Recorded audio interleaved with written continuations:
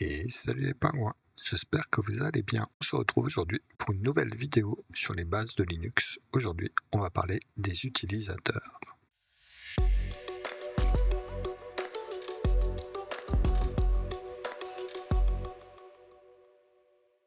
À la base de l'informatique, on utilisait des gros mainframes où plusieurs utilisateurs pouvaient se connecter en même temps. Linux a gardé cette possibilité et on va voir aujourd'hui comment gérer les utilisateurs. Donc pour ça, je vais me connecter sur une machine. On peut voir que c'est un Rocky Linux 9 et on va aller voir avec quel identifiant je me suis connecté. Donc dans le prompt, vous avez déjà une idée. Je suis connecté avec l'utilisateur root. Pour vérifier quel utilisateur on est, on peut taper la commande ID. On va voir que c'est notre utilisateur qui a l'UID 0, donc le user ID 0, le GID, donc le groupe ID A0, et il fait partie des groupes root. On a après un contexte, on y reviendra peut-être dans une vidéo suivante, c'est le fait que je suis sur un Red Hat-like où on a un système qui s'appelle SE Linux, et ce SE Linux nous permet de mettre des règles supplémentaires pour assurer la sécurité.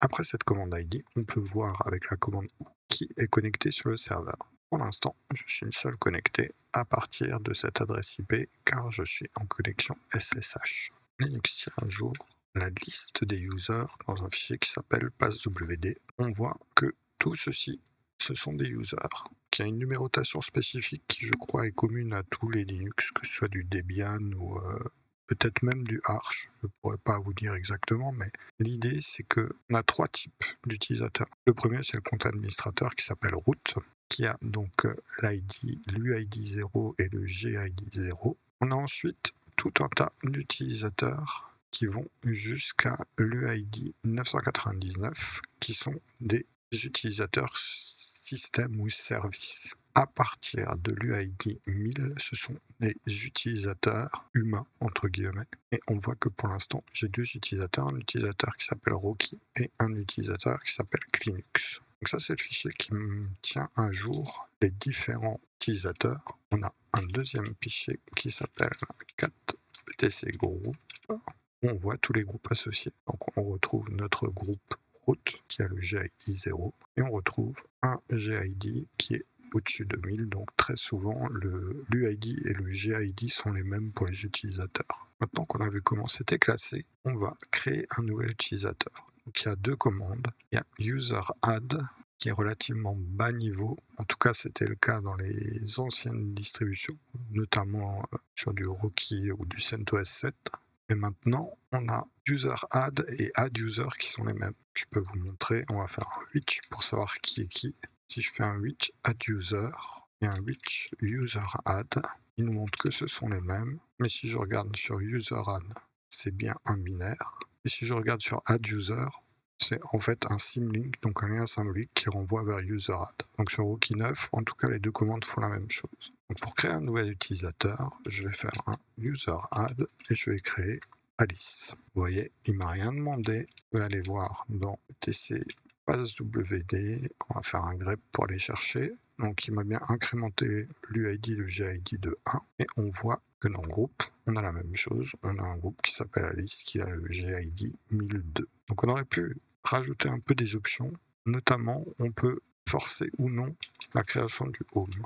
Si vous regardez dans Home, il m'a créé un répertoire avec Alice. Si je descends de l'utilisateur root à l'utilisateur Alice avec un SU- et que je tape un ID pour savoir qui je suis, on voit bien que je suis l'utilisateur Alice qui a son propre groupe. Si je regarde maintenant avec un ou, la seule personne qui est connectée, c'est ma connexion primaire, c'est-à-dire mon premier SSH avec le compte root. Donc si par exemple, avec ce user Alice, je crée un fichier que je vais appeler mon fichier et que je le regarde, vous voyez, le fichier est bien créé et qu'il appartient bien à l'utilisateur Alice et le groupe Alice. Donc je repasse en route. Je vais maintenant créer un deuxième utilisateur et cette fois-ci, je vais lui donner un peu plus de contexte. Je vais lui dire, il faut qu'il me crée un home dans /home. Je vais lui définir le shell. Normalement, c'est du bin bash. C'est votre interpréteur de base. Maintenant, je vais lui donner un interpréteur à bin false, c'est-à-dire qu'il n'aura pas de shell. Je vais lui spécifier que mon home, je vais le créer dans home, appeler Bob. et on va donner Bob comme utilisateur. Une fois que c'est fait, rappeler mon grep, sauf que cette fois-ci, je vais chercher Bob. Donc on voit que dans le groupe, il a bien incrémenté en 1003. Et pour mon user, il a bien intégré en 1003. Et vous voyez que ici, à la différence de Alice, j'ai un bin bash. Et là, pour Bob, j'ai un bin false. Donc si je veux aller sur l'utilisateur Bob, vous voyez qu'il ne m'a pas laissé descendre. Alors un moyen de quand même devenir l'utilisateur Bob en interactif, je peux lui spécifier un shell temporaire. Cette fois-ci, je suis bien devenu l'utilisateur Bob. Alors, on a la possibilité de modifier notre utilisateur Bob. Regardez la documentation. Si je fais un user mode, on peut notamment mettre des dates d'expiration, spécifier un JID qui est spécifique. On peut déplacer sa home si on veut la renommer. Et on peut spécifier un shell. Nous, l'utilisateur Bob, on va lui dire que le shell, je vais le mettre à bin bash. Pour l'utilisateur Bob, si je grep Bob dans passwd, vous voyez qu'avant on avait un bin false et maintenant on a un bin bash. On va essayer de descendre dans l'utilisateur Bob et cette fois-ci c'est possible sans spécifier de shell temporaire. Alors je vous conseille pour tout ce qui est modification d'utilisateur d'utiliser les commandes qui sont associées, c'est-à-dire user mode pour celles qu'on a vues, mais vous avez aussi la possibilité de faire un VI directement dans le fichier passwd. Alors c'est clairement pas recommandé parce que à la moindre erreur de syntaxe, votre système risque d'être inutilisable. Donc là, avec Bob, je repasse en bin false, je réessaye de passer en Bob et vous voyez que je me suis fait jeter vu que je suis resté utilisateur root. Donc privilégiez à chaque fois l'utilisation de user mode pour les modifications d'utilisateurs. On va maintenant voir la gestion des groupes. Vous avez tout à fait le droit d'attribuer plus qu'un groupe à un utilisateur. On va par exemple autoriser le groupe. Donc on va faire un append d'un groupe secondaire. On va mettre le groupe Alice sur l'utilisateur Bob. On va aller voir ce que ça donne. Passer en VI, ce sera plus clair. Donc si je fais un VI de TC group, si je vais tout en bas, je vois que dans le groupe Alice, maintenant, j'ai Bob. Donc ça, on aura l'occasion de l'utiliser quand on va voir les permissions, très certainement la vidéo suivante. Et si je passe sur Bob, je change son shell. Si je regarde un ID, vous voyez que le ID et le GID sont les mêmes, que les groupes, on a deux groupes maintenant qui sont associés, c'est-à-dire que Bob est dans le groupe Bob, comme à la création de l'utilisateur, mais il est aussi dans le groupe de Alice. Donc, si vous voulez enlever des groupes secondaires, il vous suffit de mettre une liste vide dans Bob, et vous voyez que, du coup, dans le groupe Alice, il n'y a plus Bob. Pareil, on a utilisé le user mode, mais on aurait très bien pu aller ici, rajouter Bob dans le groupe Alice. Et si je regarde ici, je suis bien dans le groupe Alice. Et si j'enlève le groupe secondaire Alice à Bob, il n'y est plus. Donc privilégiez quand même l'utilisation du user mode, ça vous évite de faire des bêtises, parce qu'il y a un certain nombre de checks qui sont faits. On va avoir la possibilité aussi de durcir un peu la configuration à la création d'un utilisateur, notamment dans tout ce qui est ETC login def. Alors, le seul paramètre que je vais vous montrer là, la doc vous aidera énormément, c'est qu'il y a un paramètre qui s'appelle umask. Donc umask, on le verra pendant les permissions aussi, c'est les règles qui vous disent quelle permission aura un fichier à la création du fichier. Donc il faut le lire en inversion de bits. C'est-à-dire que normalement, les permissions sont du format permission pour l'utilisateur, permission pour le groupe, permission pour tous les autres. On a ensuite le set qui veut dire lecture, écriture, exécution, ou lecture vaut 4, écriture vaut 2 et exécution vaut 1, ce qui nous donne 7.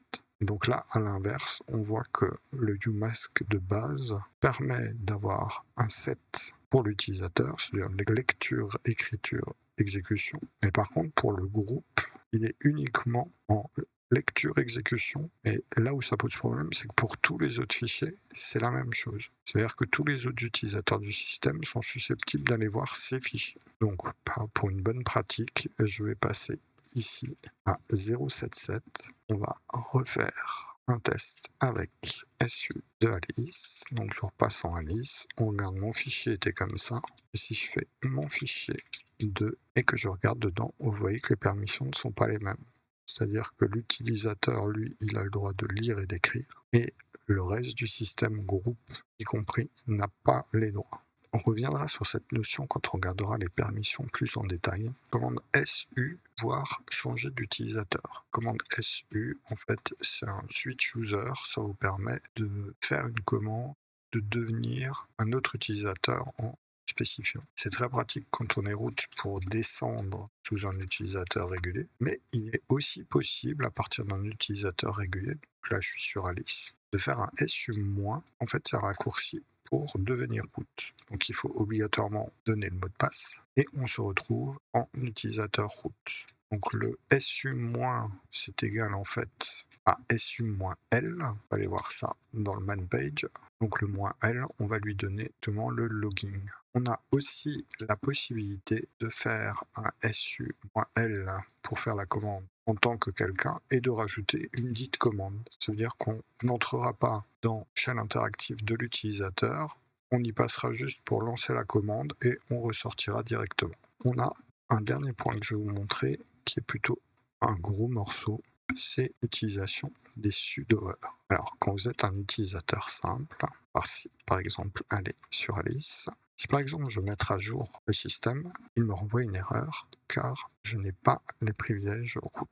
Donc on a la possibilité de paramétrer le système avec vsudo où on peut spécifier des règles qui vont permettre d'augmenter les privilèges de certains. Donc si par exemple j'ajoute l'utilisateur Alice, je vais lui dire que pour toutes les machines, tous les services, et sans demander de password, je lui autorise USR, DNF.